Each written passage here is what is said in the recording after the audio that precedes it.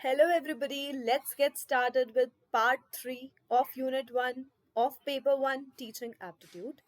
अगर आपने part 1 and 2 नहीं देखा है तो प्लीज़ वो देख के फिर पार्ट 3 स्टार्ट करना. You will feel more connected with the topic. हम पढ़ना शुरू कर रहे हैं 4 क्लासरूम मैनेजमेंट स्टाइल्स. ठीक है, आपने ज़रूर सुना होगा अथॉरिटेटिव, अथॉरिटेरियन. ये दोनों थोड़े सिमिलर लगते हैं पेपर में जाके. ठीक है, इसीलिए ध्यान से सुनो.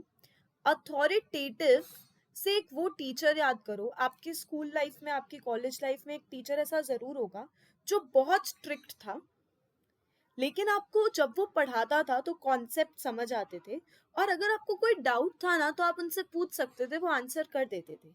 ऑल्दो उनकी क्लास में बहुत डेकोरम रहता था और वो खुद बहुत स्ट्रिक्ट थे, राइट? तो अथॉरिटेरियन एक ऐसा टीचर होता है जो बैलेंस करता है अपनी ऑटोनॉमी को और क्लास में बच्चों को सपोर्ट और एंकरेज भी करता है. तो उनकी क्लास में आपको साइलेंस भी मिलेगा, लेकिन जब बच्चों को डाउट है they can stand up and speak also. ठीक है, उनके कैरेक्टरिस्टिक्स क्या है? High control, high support, open communication between teacher and students, encourages critical thinking, responsibility and self regulation. ठीक है, on this note I would like to say thank you to God sir. हमारे maths के teacher थे. I use to hate maths, but उनके कारण I started loving maths, I started understanding maths and I score 95 on 100. Not needed but या. ठीक है, तो authoritative मतलब जो ऑटोनॉमी भी मेंटेन करके रखता है पर बच्चे को सपोर्ट भी करता है. अथॉरिटेरियन जो है ना, इससे आप हिटलर को याद रख सकते हो. ये आपको रूम ऑफ ग्रोथ देगा ही नहीं. ये वो टीचिंग स्टाइल है जो बच्चों को एक्सपेक्ट करता है कि वो परफेक्ट होंगे, उन्हें जो बोलेंगे वो सुन लेंगे, और उनके पास कोई भी रिप्लाई करने का, क्वेश्चन करने का, अनओबे करने का रूम ही नहीं है, चांस ही नहीं है. ठीक है, इसे हम बोलते हैं authoritarian. High control and very low support. This kind of teacher focuses on rules, discipline and order. और वो लिमिटेड एंकरेजमेंट करते हैं, almost no encouragement, according to this teacher. Next आता है परमिसिव. परमिसिव वो टीचर होता है जो बच्चों को फ्रीडम देता है और कम कंट्रोल रखता है. लो कंट्रोल एंड हाई सपोर्ट. ठीक है, इससे आप अपने अच्छे कजिन्स को याद कर सकते हो. They are usually very permissive. वो आपको चीजों के लिए परमिशन दे देते हैं. They do have some rules, they do have some expectations. They tell you कि देख, I am allowing you to do this, but beyond certain level मत करना. ठीक है, but very low control and very high support. ऐसे होते हैं permissive teachers. और लास्ट आते हैं इनडिफरेंट, जिसको आप लेजर्स फेयर बोल सकते हो, जहाँ पे टीचर को कोई फर्क ही नहीं पड़ता. करना है तो करो, नहीं करना है तो मत करो. ठीक है, ऐसा होता है जब आप यूजुअली पीएचडी करते हो. एज अ स्टूडेंट आपको रहता है कि मेरे को मेरा टॉपिक सेलेक्ट करवाना है, मेरे को ये करना है, मेरे को वो करना है, मुझे डेटा कलेक्ट करना है, ये वो. As a leader, as a teacher, वो बहुत ही ज्यादा लेजर फेयर स्टाइल अपनाते हैं कि ठीक है, if you are not active enough I don't care, but if you are active I will support you if you need it. ठीक है, तो they are very low control on you, क्योंकि यहाँ पर यूजुअली बच्चे भी थोड़े हायर लेवल के और थोड़े समझदार आते हैं, और वो कम ही सपोर्ट करते हैं. ठीक है, they don't hand hold you. ठीक है, तो वो डिसएंगेजमेंट या अपाथी रखते हैं. They have very few rules और they have no rules, because if you don't want to study, if you don't want to do, let it be. उन्हें कोई फर्क नहीं पड़ता. ठीक है, so these are the 4 styles. I am repeating. Authoritative, अच्छा teacher पर स्ट्रिक्ट. अथॉरिटेरियन, एकदम हिटलर. ठीक है. Permissive, that good cousin that gives you freedom but then again tells you the limits. And last is indifferent or laissez faire teaching style, जहाँ teacher को फर्क ही नहीं पड़ता, करना है ठीक है, नहीं करना है कोई बात. नेक्स्ट टॉपिक आता है एल्बर्ट बैंड्यूरा का सोशल लर्निंग थ्योरी. ये इतना इंपॉर्टेंट है ना कि बहुत बार तो सिर्फ यही पूछ लेते हैं कि सोशल लर्निंग थ्योरी किसने दी. और फनी बात ये, I don't know why, but मुझे ये बैंड्यूरा थोड़ा भटूरा साउंड करता है.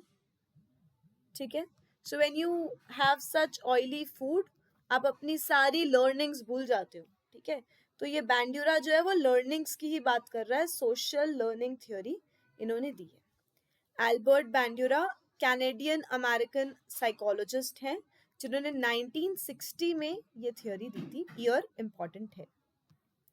Social learning theory emphasizes that people learn by observing others. बहुत इंपॉर्टेंट कीवर्ड है इस थ्योरी का, ऑब्जर्वेशन।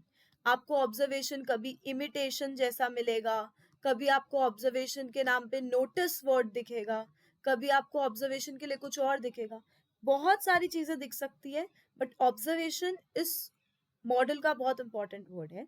ये बोलते हैं कि लोग जो है ना ऑब्जर्व करते हैं, आपको कॉपी करते हैं, आपको अपना रोल मॉडल मान लेते हैं, आपको इमिटेट करते हैं। ध्यान से देखो तो इन सब में सिमिलैरिटी है। कॉपी करना, इमिटेट करना, रोल मॉडल मान लेना, बात एक ही है। ठीक है, तो social learning theory by Albert Bandura जो है वो ऑब्जर्वेशन पे मेजरली बेस्ड है। वो कहती है कि लोगों का बिहेवियर, कॉग्निशन आपकी तरफ कन्वर्ट हो जाता है, चेंज हो जाता है। वो आपको ऑब्जर्व करते हैं और अगर आप अच्छे लगे तो आपको कॉपी करते हैं। ठीक है, तो इसके अंदर जो मेन फीचर्स हैं, जो कॉन्सेप्ट्स हैं, वो भी यही हैं। ऑब्जर्वेशनल लर्निंग, लोग ऑब्जर्व करके, देख के सीखते हैं। A child learns to greet politely by observing adults. अगर आप बच्चे के सामने बहुत गुस्सा करोगे, वो बाय डिफॉल्ट गुस्सा करना सीख जाएगा। ठीक है, नेक्स्ट आता है मॉडलिंग, जब वो आपको रोल मॉडल मान ले और आपको कॉपी करें। I don't know, but after every class, after every 6 months when the batch changes, मुझे कुछ ना कुछ मेरे में नई क्वालिटीज आ जाती है स्टूडेंट्स को देख देख के। द वे दे सेट और द वे दे राइट और द वे दे स्पीक, कोई चीज अच्छी लगती है और वो आप सीख ही जाते हो। और हमने देखा होगा बहुत बार टीचर के बोलने का एक्सेंट, चलने का एक्सेंट, ड्रेसिंग सेंस बच्चे सीख जाते हैं, because they kind of have that teacher as role model in their life. So be a good one. Next आता है इमिटेशन, जब आप एज इट इज कॉपी करते हो। ठीक है, एडमायर करते हो सक्सेसफुल लोगों को और उन्हें कॉपी करने शुरू कर देते हो। ठीक है, next is reinforcement and punishment. Now reinforcement is positive encouragement and punishment is negative encouragement. अब मानो अगर आपने टाटास को कहीं कॉपी किया और आपको भी समाज में कोई पुरस्कार मिल गया, ठीक है, too many Hindi words together no, आपको भी कोई रिकॉग्निशन मिला just by imitating Tatas. So it is positive reinforcement for you. But imagine आपने भी now I will not name it, but लोगों जैसे कॉइन को मेल्ट करके करेंसी को की कम वैल्यू में उसे बना लिया, if you know who I am talking about, good. ठीक है, और आपने बहुत पैसे छापे और उसके कारण आपको जेल में भेज दिया, that's punishment. So positive enforcement is reinforcement and negative is punishment, जिससे आपको पता चलता है ओ माय गॉड ये तो नहीं करना है। बट री-इन्फोर्समेंट और पॉजिटिव री-इन्फोर्समेंट टेल्स यू कि यार ये तो बार बार करना है, this is a good thing. ठीक है, next comes self efficacy. Self efficacy is your belief as a learner कि क्या ये मुझसे हो सकता है या नहीं हो सकता। अगर आपको लगता है ना कि यार मैं पढ़ूंगी ना तो मैं नेट निकाल दूंगी, तो आपकी एफिशिएंसी डबल हो जाएगी, just because you believe that you can do it and you will succeed. और अगर आपको लगता है यार मैं कर ही नहीं सकती, तो फिर वो आपकी सेल्फ एफिकेसी अपने आप डिग्रेड हो जाएगी। ये जो बैंड्यूरा हैं, जो भटूरा जी हैं, इन्होंने बोबो डॉल एक्सपेरिमेंट करके दिखाया था। बोबो डॉल एक्सपेरिमेंट में क्या था, children expose to an adult model behaving aggressively. एक अडल्ट मॉडल एग्रेसिवली बिहेव कर रहा था टुवर्ड्स बोबो डॉल। तो आप देखोगे थोड़ी देर बाद वो बच्चा भी ना गुस्से में चिल्ला रहा है, because the child is just imitating, just copying, and that's how they learn. यहाँ पर social learning theory by Albert Bandura खत्म होती है।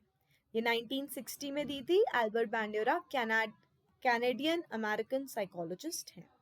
ठीक है, now moving on, we have factors influencing observational learning.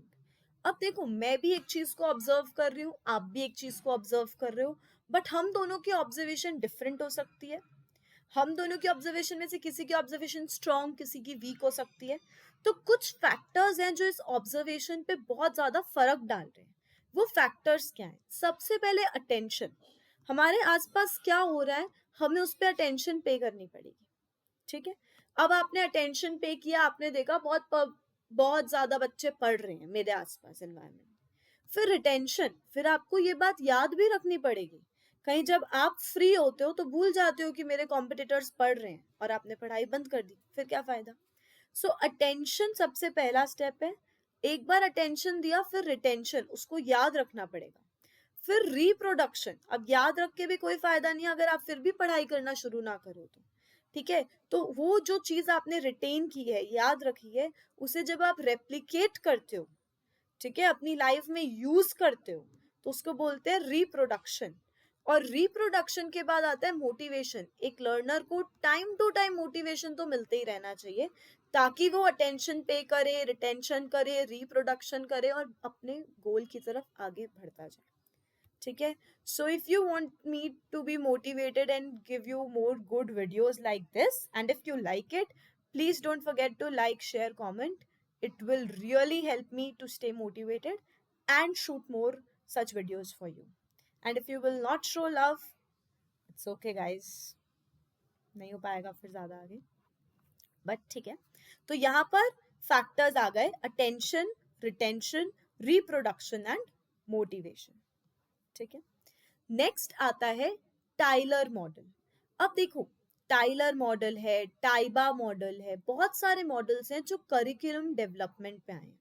हम इन्हें बहुत डिटेल में पढ़ रहे हैं, पर जो पहला क्वेश्चन इस पे आता है वो यही आता है कि इन मॉडल का मेन एम क्या था। टाइलर मॉडल का मेन एम है करिकुलम को डेवलप करना, और कैसे डेवलप करना है वो टाइलर जी ने अपने तरीके से समझाया है। सिमिलरली नेक्स्ट हम पढ़ेंगे टाइबा मॉडल। मेन काम क्या है, करिकुलम डेवलपमेंट। तो ये तो भूलना ही नहीं है, टाइलर मॉडल मेजरली क्यों बना, फॉर करिकुलम डेवलपमेंट, ठीक है। अब समझते हैं। सबसे पहले आपको करिकुलम को डेवलप करने के लिए अपने एजुकेशन ऑब्जेक्टिव्स को डिफाइन करना पड़ेगा, ठीक है, कि मेरा करिकुलम जो भी पढ़े उसको, वो पूरा करिकुलम करने के बाद क्या क्या मिलना चाहिए। तो आप ऑब्जेक्टिव्स को डिसाइड करते हो, जिसके अंदर आप क्लियरली मेंशन करते हो कि ये लर्नर्स की नीड है, ठीक है। जैसे आज की नीड है कि आप एआई सीखो, this is the need of the day. Then societal expectation, society मेरे इस करिकुलम से क्या एक्सपेक्ट करती है, ठीक है। We expect curriculum to come in such a way that हमारे स्टूडेंट्स को हिस्ट्री ऑफ इंडिया पता हो, उन्हें पता हो कि कैसे यार लोगों ने यू नो क्या क्या सैक्रिफाइस नहीं कर दिया to give us the precious India that we have today. तो सोसाइटी की एक्सपेक्टेशंस है इस करिकुलम से। And third, subject matter expertise, क्या सब्जेक्ट को कितना डिटेल के अंदर लेकर जाना है, ठीक है। Guys, current affairs are again very important for us, और इससे मुझे याद आ रहा है कि अभी एक दो दिन से न्यूज़पेपर पे रोज आ रहा है कि NEP committee is working on this, there is a debate going on कि थर्ड लैंग्वेज बच्चों के, एनईपी कहता है there should be 3 language formula, ठीक है। One is mother tongue, one is English and third one should be Hindi, ठीक है। अब कई स्कूल्स और कई लोग ओपोज कर रहे हैं that is too much for students to learn. NEP committee is supporting it by the fact कि बच्चों को अगर आप लैंग्वेजेस छोटे से नहीं सिखाओगे, then how will they learn, उनका array of learning will not widen up enough in enough manner, ठीक है। तो first point for you, please read newspaper, be very updated. Second point, क्या सब्जेक्ट्स पढ़ाने हैं और कितने डिटेल में पढ़ाने हैं, क्या एक्सपर्टीज बच्चों तक पहुंचना चाहिए, is that's those these are the 3 things that you need to know while deciding the objectives, ठीक है। तो आपने सबसे पहले ऑब्जेक्टिव्स डिफाइन किए, फिर आप लर्निंग एक्सपीरियंसेस को सिलेक्ट करते हो कि बच्चों को क्या क्या एक्टिविटीज, क्या स्ट्रैटेजीज, क्या अपनाएं कि बच्चों के लिए बहुत अच्छा एक्सपीरियंस हो जाए, ठीक है। The experience should be relevant, engaging, appropriate, ताकि टारगेट ऑडियंस ग्लूड रहे आपके कंटेंट से। थर्ड आता है ऑर्गेनाइजिंग दोज लर्निंग एक्सपीरियंसेस। अब देखो, मैंने सोच तो लिया बहुत अच्छी पीपीटी बनाऊंगी और पढ़ाऊंगी, but I need people who can make such PPT. I need people who can deliver such content. I need people across different disciplines. मुझे चाहिए जो हिंदी भी पढ़ाए, इंग्लिश भी पढ़ाए, मैथ्स भी पढ़ाए, इको भी पढ़ाए, साइंस भी पढ़ाए, ठीक है। तो उन सब एक्सपीरियंसेस को जो आपने प्लान किया है, ऊपर सेलेक्ट किया है, उनको ऑर्गेनाइज करना पड़ता है, उनको एक साथ लाना पड़ता है। So that is organising. And last में इवेल्युएशन ऑफ आउटकम्स, ठीक है, कि आपने ऑब्जेक्टिव सही से डिसाइड किए थे कि नहीं। बच्चों का फॉर्मेटिव और समेटिव असेसमेंट लेते रहो, पता चलता रहेगा कि करिकुलम सही बना भी है कि नहीं, उसमें कोई लूप होल है या नहीं, अगर है तो उसको कैसे करेक्ट कर सकते हैं। इसके लिए आपको आउटकम्स को इवैल्यूएट करना है। So define, select, organise, evaluate, these are the steps. इसके बाद आता है प्रिंसिपल्स ऑफ टाइलर्स मॉडल। ठीक है, वो सिंपल ही है, focus on the objectives, learner centred, very important. Tyler model कहीं पे भी टीचर सेंटर्ड नहीं है। बच्चों के लिए क्या ऑब्जेक्टिव्स होने चाहिए, उनके लिए क्या रिसोर्सेज चाहिए, उन्हें ऑर्गेनाइज करो, लास्ट में एनालाइज भी करो। ठीक है, हमने लास्ट में किया था ना, इवैल्यूएट, एनालिसिस। तो ये एकदम स्टूडेंट सेंटर्ड है, लर्नर सेंटर्ड अप्रोच है, ये मत भूलना। ये प्रोसेस ओरिएंटेड है, स्टेप बाय स्टेप आपको बताती है कैसे आपका करिकुलम बनाओ, कैसे उसे इम्प्लीमेंट करो, और ये फीडबैक और रिविजन्स पे भी फोकस करती है, so that you can always improve the model. ठीक है, तो यहाँ पर आपका Tyler model of curriculum development खत्म होता है। अब नेक्स्ट आता है टाबा मॉडल। इनका पूरा नाम है हिल्डा टाबा। इन्होंने भी करिकुलम डेवलपमेंट की बात की है अपनी बुक में थ्योरी और प्रैक्टिस। 1962 में इन्होंने मॉडल दिया है। ये खुद एस्टोनियन अमेरिकन एजुकेटर रह चुके हैं। इसका keyword, she emphasised on grass root approach. इन्होंने ग्रास रूट अप्रोच की बात की है, पर इन्होंने स्टार्ट किया है टीचर से। तो ये टॉप डाउन डायरेक्टिव्स है। Now very important, very very very important, बहुत ध्यान से सुनना।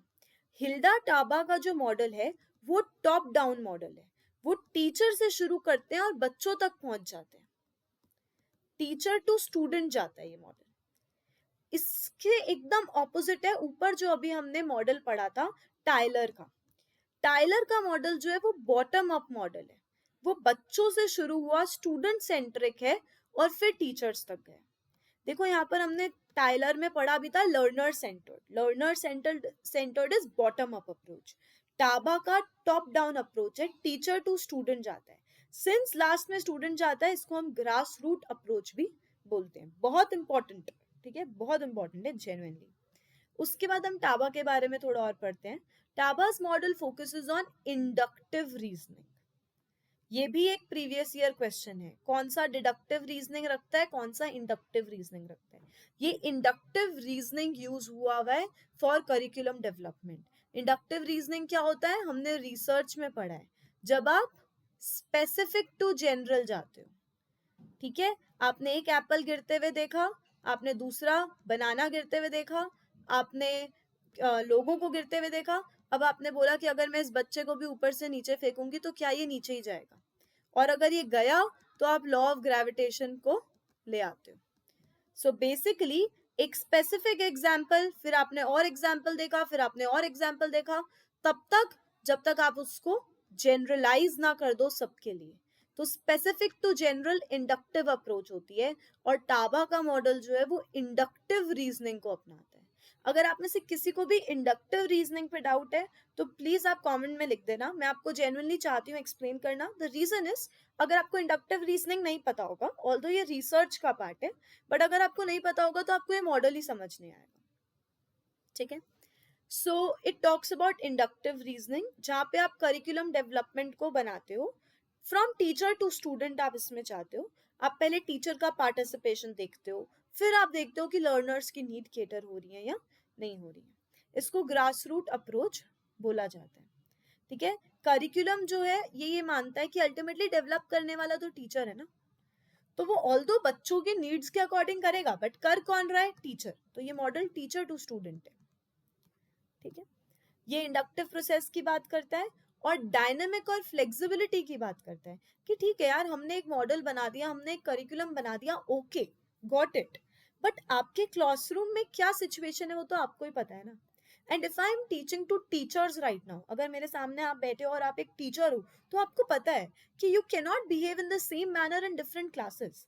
जैसी क्लास है आपको वैसे बिहेव करना पड़ता है, बिकॉज क्लासरूम रियलिटी सिर्फ आपको पता होती है। So your teaching style has to be dynamic and flexible at that time. ठीक है, टाबा मॉडल के अकॉर्डिंग जो स्टेप्स हैं करिकुलम डेवलपमेंट के वो क्या है। सबसे पहले डायग्नोज द नीड्स।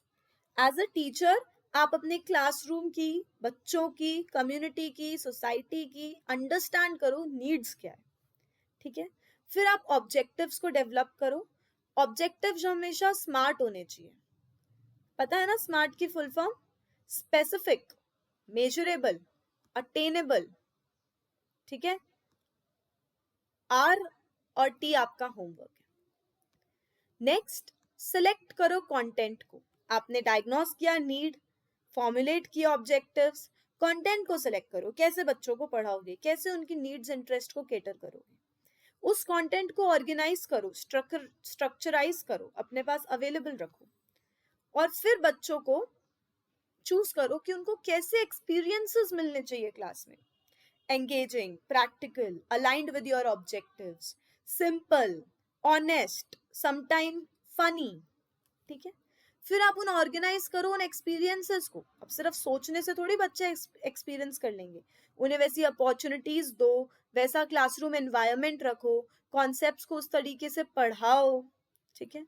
और ये सब करने के बाद लास्ट में इवैल्यूएट करो कि क्या आपका करिकुलम अच्छा बना और क्या बच्चों ने अचीव किया, ठीक है। क्या आपके जो ऑब्जेक्टिव्स थे वो फुलफिल हुए? If yes then very good, if no then a problem, ठीक है। अब एक और बात है, diagnose needs, formulate objective, select content, organise content, select the learning experience and organise learning experiences. अब लास्ट में इवैल्यूएट। आप बहुत ज्यादा स्टूडेंट पे फोकस कर रहे हो, तो अल्टीमेटली इस अप्रोच को भी हम स्टूडेंट सेंटर्ड बोल देते हैं। बट अगर आप कंपेयर करो टाइलर और टावा में, तो टाइलर ज्यादा स्टूडेंट सेंटर्ड है as compare to Taba, because Taba starts from teacher and then goes to student. Tyler starting से ही स्टूडेंट्स पे फोकस्ड है। तो इसमें टीचर इन्वॉल्वमेंट पे बहुत फोकस किया है, ऑल्दो स्टूडेंट्स को इग्नोर नहीं किया, स्टूडेंट्स का भी ध्यान दिया है। फ्लेक्सिबिलिटी की इसमें बात की है। ये दो मेजर मॉडल्स थे करिकुलम डेवलपमेंट के। We again have one more good model which is Goodlad's model. Goodlad model ने 5 डिमेंशंस की बात की है कि जब आप करिकुलम को डेवलप करते हो आप 5 डिमेंशंस के बारे में सोचते हो।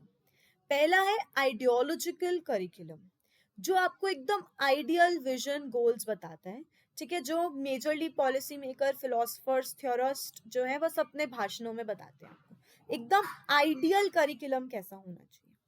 दूसरा आता है formal curriculum, this is official curriculum, ठीक है। तो ये ऑफिशियल करिकुलम होता है जो आपको स्टैंडर्ड फ्रेमवर्क में देखने को मिलता है, syllabus, books, text book, guidelines, उन सब में। थर्ड आता है परसीव्ड करिकुलम, कैसे टीचर्स को और एजुकेटर्स को लगता है कि कैसा करिकुलम होना चाहिए, ठीक है। उनके बिलीव्स, उनका टीचिंग स्टाइल, उनका कॉन्टेक्स्ट कि यार करिकुलम तो अच्छा है बट उसमें ये चेंजेस चाहिए या ऐसा होना चाहिए, that is perceived curriculum. Next आता है operational curriculum, actual curriculum implemented in classroom, ठीक है। जैसा teachers at the end of the day पढ़ाते हैं, आप उन्हें फॉर्मल करिकुलम दे सकते हो बट कहीं ना कहीं फॉर्मल और परसीव्ड के अकॉर्डिंग ऑपरेशनल करिकुलम होता है जो क्लास में एक्चुअली यूज किया जाता है। And last is experienced curriculum. Experienced curriculum, the curriculum is as perceived and experienced by student. This is the only kind of curriculum जो हम student के point of view से बोल रहे हैं कि ultimately चाहे वो formal हो, चाहे वो operational हो, चाहे वो perceived हो, student उसे कैसे perceive कर रहा है at the end of the day, उसको हम बोलेंगे experienced curriculum. Okay? नेक्स्ट आता है wheelers model of curriculum development, again one more model for curriculum development. इसका कीवर्ड है स्पाइरल करिकुलम और सिलिंड्रिकल प्रोसेस, ठीक है। अपने एम्स और ऑब्जेक्टिव्स को देख लो, कंटेंट डिवाइस करो, लर्निंग एक्सपीरियंस वैसा रखो और लास्ट में इवैल्यूएशन। अब आपने इतने मॉडल्स पढ़ लिए कि आपको ये सब पता चल जाएंगे, ठीक है। This is PACK। इस पे 2-3 बार क्वेश्चन आया हुआ है पर यूजुअली सिर्फ फुल फॉर्म पूछते हैं। इसको PACK भी बोला जाता है और TPACK भी बोला जाता है। इसकी फुल फॉर्म है technological pedagogical content knowledge framework. ये पुन्या मिश्रा और मैथ्यू जे कोचलर ने 2006 में दिया है, ठीक है। ये एडुकेटर्स को हेल्प करता है कि वो इंटरनेट टेक्नोलॉजी को, ठीक है, IT को अपनी टीचिंग लर्निंग में लेकर आए। ठीक है। नाउ वी हैव ये जो TPACK है ना, इसमें देखो CK हो सकता है, PK हो सकता है, TK हो सकता है। So basically content knowledge, pedagogical knowledge, technical knowledge, आप कैसे इन नॉलेज को अपने टीचिंग लर्निंग एक्सपीरियंस के लिए यूज करते हो वो बता रखा है। ठीक है। कंटेंट नॉलेज यूजुअली टीचर की मास्टरी होती है कि उसको कितनी सब्जेक्ट नॉलेज है। ठीक है। जितना टीचर का सब्जेक्ट नॉलेज हाई होगा उतनी ही आपकी अच्छी क्लास डिलीवर्ड होगी। नेक्स्ट इज पेडागोजिकल नॉलेज कि क्या टीचिंग स्ट्रेटजीज हो सकती हैं, कैसे इंस्ट्रक्शंस डिजाइन कर सकते हैं, कैसे असेसमेंट ले सकते हैं। Pedagogy is the style of teaching, तो जितना अच्छे से पता होगा आपको पेडागोजीज के बारे में, आप उतनी ही अपनी क्लास अच्छी बना पाओगे। थर्ड आता है टेक्नोलॉजिकल नॉलेज। अगर मान लो मुझे लैपटॉप यूज करना नहीं आता, मैं कितनी भी अच्छी टीचर हूँ बट टीचिंग लर्निंग प्रोसेस में एक हिंड्रेंस बन जाएगा वो, राइट। तो सॉफ्टवेयर यूज करना, ऑनलाइन रिसोर्सेज को यूज करना, हार्डवेयर को यूज करना, गूगल क्लासरूम को यूज करना, AI को यूज रखना, this is technological knowledge. Technological and content, अब वो कंबाइन हो गए। टेक्नोलॉजी और कंटेंट को कंबाइन कर दो, TCK बन गया। पेडागोजी और कंटेंट को कंबाइन कर दो, PCK बन गया। टेक्नोलॉजी और पेडागोजी को कंबाइन कर दो, TPK बन गया। अगर आपको आइडियली ये पता है और ये पता है तो इन दोनों का कॉम्बिनेशन करना है। ठीक है। So this topic is nothing much, आपको सिर्फ इसका फुल फॉर्म याद रखना है और इसके मेन वर्ड्स याद रखना है। इस टॉपिक में कुछ है नहीं, कोऑपरेटिव लर्निंग एलिमेंट्स आप फटाफट देख सकते हैं। पॉजिटिव इंटरडिपेंडेंस, जब ग्रुप के सारे लोग एक दूसरे में पॉजिटिवली इंटरकनेक्टेड हो, लोग एक दूसरे को हेल्प कर रहे हैं, म्यूचुअली डिपेंडेंट। ठीक है, ये तू पढ़ ले, तू पढ़ के सबको समझा देना, ये मैं पढ़ के आऊंगी क्लास में। या जैसे बच्चे चीटिंग करते हैं, दे आर पॉजिटिवली इंटरडिपेंडेंट, सब एक दूसरे का फायदा उठा रहे हैं। दूसरा आता है इंडिविजुअल अकाउंटेबिलिटी। अब ग्रुप है, ऑल्दो ये ड्यूटी सबकी है, लेकिन आप फिर भी अपनी अकाउंटेबिलिटी ले लेते हो कि यार अगर मैंने ये काम नहीं किया तो मेरी फॉल्ट है। ठीक है, तो ग्रुप वर्क है पर सब अपने अपने काम के लिए अकाउंटेबल है कि I have to complete my part of the work, ताकि सब लोग अपना अपना करें और हमारा काम खत्म हो जाए। Face to face promotive interaction, जब सब एक साथ आमने सामने मिले, डाउट्स क्लियर करें, सपोर्ट करें, एक दूसरे के साथ डिस्कशन करें, तो वो फेस टू फेस हो गया। सोशल स्किल्स, सोशल स्किल्स मतलब communication, conflict resolution, leadership, team work, ये बहुत काम आती है जब आप ग्रुप में काम करते हो। कैसे एक दूसरे से बात करनी है, कोई प्रॉब्लम आ गई तो कैसे सॉल्व करना है, how to lead in certain situation, how to take everyone together और अपनी टीम के साथ कोई काम को कैसे अचीव करना है। ठीक है। ग्रुप प्रोसेसिंग, ठीक है, जब सब आप अपने ग्रुप वालों को एक साथ लेके चलते हो और फिर कुछ काम को अचीव करते हो, वो टॉपिक खत्म। नेक्स्ट आता है सोशल लोफिंग। सोशल लोफिंग की मैंने पूरी डेफिनेशन वगैरह नीचे दी हुई है, लेकिन जितना ये पिक्चर अच्छा समझाती है ना, उतना कोई नहीं समझा सकता। जब आप अकेले एक काम को करते हो तो 100% आपको ही करना पड़ता है। जब दो जने उस काम को करते हैं ना तो 50-50 नहीं होता, ये सिर्फ बोलने की बात है। हो सकता है 93% एफर्ट्स लग रहे हो ऑलमोस्ट दोनों के। जब 3 कर रहे हैं तो इट्स नॉट कि उसको डिवाइड बाय 3 कर दो कि 33 हो रहे हैं, नो। 85 अब अपनी केपेबिलिटी के अकॉर्डिंग काम करते हो और उसे हम कहते हैं सोशल लोफिंग। ठीक है। इस कॉन्सेप्ट को एक बहुत अच्छी डेफिनेशन मैंने यहाँ पर लिखी हुई है, अगर आपको जानना हो तो आप मुझे कमेंट करना, I will tell you that definition only if you will comment me and ask me. ठीक है। नेक्स्ट आता है टाइप्स ऑफ स्कीमास। अगर हम स्कीमा की बात करें तो बहुत सारे हैं, स्क्रिप्ट स्कीमा, रोल स्कीमा। हमने आज second part of this video में हमने स्कीमा क्या होता है पढ़ा था। ठीक है। तो ये टाइप्स ऑफ स्कीमाज हैं।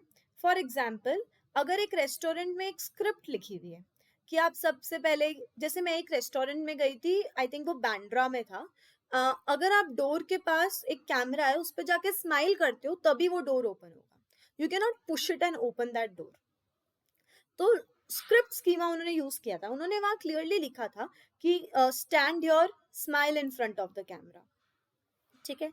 फिर आपको आगे एक्शन में लिखा होता है कि आप बैठ जाओ, अब लेफ्ट साइड मेन्यू पड़ा उसको देख लो, ऑर्डर फूड कर दो वहीं से स्कैन करके। So when you write everything and then tell, तो उसको हम बोलते हैं स्क्रिप्ट स्कीमा। दूसरा आता है role schema. Role schema, for example, अब आप एक टीचर हो, बिकॉज आपका रोल है एज अ टीचर, आप बहुत रिस्पॉन्सिबल हो जाते हो, आप रोज पढ़ना शुरू कर देते हो so that you gain knowledge, you learn how to provide that knowledge to students, मैं इंस्ट्रक्शंस कैसे दूंगी। तो रोल स्कीमा इज वो मेंटल रिप्रेजेंटेशंस जो आप करते हो because of the role that you have. अगर आप एक मदर हो तो बाय डिफॉल्ट पता नहीं आप में वो सुपर पावर्स आ जाती हैं, आप सारा बच्चे का भी काम कर देते हो, आप घर का भी कर देते हो, आप प्रोफेशनल वर्क भी कर देते हो. ठीक है, वो मेंटल रिप्रेजेंटेशन ऑफ बिहेवियर क्यों हो पा रहा है? Because of the role that you are carrying. ठीक है, नेक्स्ट आता है पर्सन स्कीमा. पर्सन स्कीमा मतलब जो स्पेसिफिक इंडिविजुअल, उनके ट्रेड्स, उनके बिहेवियर्स के बारे में आपके माइंड में एक स्कीमा होता है, आपका एक मेंटल रिप्रेजेंटेशन होता है. ठीक है, फॉर एग्जाम्पल अगर सामने आपका कोई फ्रेंड खड़ा है तो आप by default kind, helpful, humorous हो जाते हो. और अगर सामने आपको पता है कि यार ये पर्सन तो मुझे पसंद ही नहीं है, तो आप ना एकदम से एरोगेंट हो जाओगे. सो पर्सनल स्कीमा और पर्सन स्कीमा जो है वो मेंटल रिप्रेजेंटेशन है अबाउट सम स्पेसिफिक इंडिविजुअल और सम स्पेसिफिक थिंग. ठीक है, नेक्स्ट आता है सेल्फ स्कीमा. आप खुद के बारे में कैसा सोचते हो? ठीक है, not something that you are showing off to others, but खुद के बारे में, आपकी एबिलिटीज, आपका अपीयरेंस, आपका बिहेवियर, आपका ट्रेट, आपको कैसा लगता है? ठीक है, if someone sees themselves as a confident person, they may be more likely to be a leader. ठीक है, अगर उन्हें लगता है कि यार मैं कॉन्फिडेंट हूं, मैं कर लूंगा, तो वो लीडरशिप रोल्स एक्सेप्ट कर लेंगे. अगर आपको पर्सनली लगता है कि यार मैं सुंदर नहीं हूं, तो आप खुद ही उन जगहों पे जहाँ पे ब्यूटी मैटर करती है आप जाओगे ही नहीं, रिगार्डलेस ऑफ द फैक्ट कि आप दुनिया के लिए सुंदर हो या नहीं. आप खुद के लिए आप मान लेते हो कि मैं सुंदर नहीं हूँ, या मैं कॉन्फिडेंट हूँ या कॉन्फिडेंट नहीं हूँ. सो तो self schema is how do you see your self. ठीक है, your own self. Event schema, किसी किसी इवेंट पे आप कैसा फील करते हो. ठीक है, फॉर एग्जाम्पल अगर एक शादी है तो आप एक्सपेक्ट ही कर रहे हो ना कि एक ग्रैंड डिनर होगा, आप लैविश ड्रेस में, you know you will be dressed in a beautiful manner, sorry lavish नहीं, लैविश डिनर होगा, आप ब्यूटिफुल ड्रेस में होगे.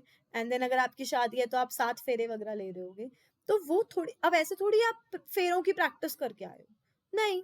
बट बिकॉज वो इवेंट ही ऐसा है, आपसे ऑटोमेटिकली फेरे लिए जाएंगे, आपका मेंटल रिप्रेजेंटेशन जो है उस इवेंट के लिए रेडी हो जाता है. Now it does not mean कि आप अगर 10 दिन बाद एक फ्यूनरल पे जा रहे हो तो आप वहां जाके भी पार्टी करोगे, नहीं ना. इवेंट स्कीमा, इवेंट के अकॉर्डिंग आपका mental, I would say mental shift हो जाता है वैसा. ठीक है, नेक्स्ट आता है ऑब्जेक्ट स्कीमा. ऑब्जेक्ट स्कीमा क्या होता है? एक पर्सनल, एक ऑब्जेक्ट के साथ आपकी कितनी फेमिलियरिटी है, आप कितने उसके साथ पर्सोनिफाइड हो. ठीक है, फॉर एग्जाम्पल कई लोग ऐसे होते हैं कि ये मेरी चेयर है तो मैं यहीं बैठूंगी, ये मेरी बैक सीट है तो यहीं मैं बैठूंगी, this is my place, because they are very connected with that particular object. वो हो जाता है ऑब्जेक्ट स्कीमा. नेक्स्ट आता है सोशल स्कीमा. ठीक है, जो सोसाइटी, लोगों से, ग्रुप से, कल्चर से होता है.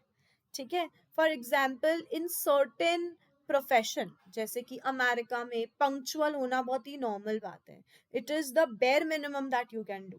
और इंडिया में 15 मिनट लेट तो चलता ही है, right. Next is cultural schema. ठीक है, shared beliefs, values, customs. Culture is something that unites you. याद है इस पे क्वेश्चन आया हुआ है और हमने कम्युनिकेशन यूनिट में डिस्कस किया था. Culture is something that unites you and subculture is something that divides you. अगर आप भूल गए सब कल्चर क्या होता है तो जरूर पढ़ना, कम्युनिकेशन वाली यूनिट में हमने ये डिटेल में टॉपिक किया था. ठीक है, तो यहाँ पर स्कीमास के टाइप्स खत्म होते हैं, थोड़ा एक्स्ट्रा पार्ट था, नॉट नीडेड, बट एक बार पढ़ लेना चाहिए. ये कुछ गेम बेस्ड लर्निंग टूल्स हैं जिसपे बहुत बार मैच द फॉलोइंग में क्वेश्चन आ जाता है कि इनमें से क्विज प्लेटफॉर्म कौन सा है. ठीक है, तो हर एक प्लेटफॉर्म का एक की फीचर हमने यहाँ पर दिया हुआ है, वो आप देख सकते हो. ठीक है, if you have this model, ये बहुत ही ज्यादा इंटरेस्टिंग मॉडल है, 5E model, to align teaching with how people learn. जैसे लोग पढ़ते हैं वैसे ही पढ़ाने का फायदा है, राइट. 5E मॉडल बहुत ही ज्यादा इंटरेस्टिंग मॉडल है और इसको हम एक स्टोरी से लर्न करेंगे. ठीक है, दो लड़के, सॉरी दो लड़के नहीं, एक लड़का और एक लड़की की एंगेजमेंट होती है और फिर ये स्टोरी आगे बहुत ब्यूटिफुली बढ़ती है. तो ये मॉडल से हम नेक्स्ट क्लास स्टार्ट करेंगे which will be part 4 of teaching aptitude. अगर आप इंटरेस्टेड हो तो ज़रूर देखना. लड़का लड़की की सगाई में चलेंगे सीधा for this model. Very important thing for you guys. If you are preparing for your UGC NET exam, be very, very serious, be very, very focused. I will tell you frankly, मैंने बहुत बार लोगों को देखा है जो पढ़ते हैं but या तो सिर्फ पेपर 1 पढ़ रहे हैं या तो सिर्फ पेपर 2 पढ़ रहे हैं या तो 15 दिन बहुत फोकस्ड पढ़ रहे हैं और फिर नेक्स्ट 10 दिन का ब्रेक ले रहे हैं. Please don't do such mistakes. Please focus, please study. Very important thing to take care of, ठीक है, is content that you are studying. अगर आप सही कंटेंट नहीं पढ़ रहे तो आप 10 बुक्स पढ़ लोगे, आपको कुछ याद नहीं रहेगा. कंटेंट ज्यादा नहीं पढ़ना है, टू द पॉइंट पढ़ना है, कम से कम पढ़ना है. क्यों कम पढ़ना है? क्योंकि अगर आप कम कंटेंट पढ़ोगे तभी आप कंटेंट कवर कर पाओगे और आप रिवीजन के फेज में एंटर कर पाओगे. अगर आपने अपने तरीके से नेट की पढ़ाई की और आप रिवीजन नहीं कर पाए, सिंपली मीन्स दैट आपके कंटेंट में फॉल्ट था. And with wrong content you can not qualify net. ठीक है, तो प्लीज पढ़ने से पहले अपने कंटेंट को देखो, फिर रिवीजन अच्छी करो. रिवीजन होने के बाद PYQs पे जाना होता है और फिर लास्ट रिवीजन सेशंस होते हैं. ठीक है, if you feel you like the way I teach and if you want to join the classes, please do mention us. We are here only for your love support. 8079093336 is the contact number. Please do contact. Do join us if you really want to nail net and if you like how we teach and how do we go ahead. Also, one more thing, I will try and put the WhatsApp community link. We put quizzes on that WhatsApp community group. We sometimes put content, PDFs also, important question series also. So please join. That WhatsApp community is totally free. It is really for us to be connected on one platform. And I really hope to see you all. Thank you so much. Bye. Have a good day.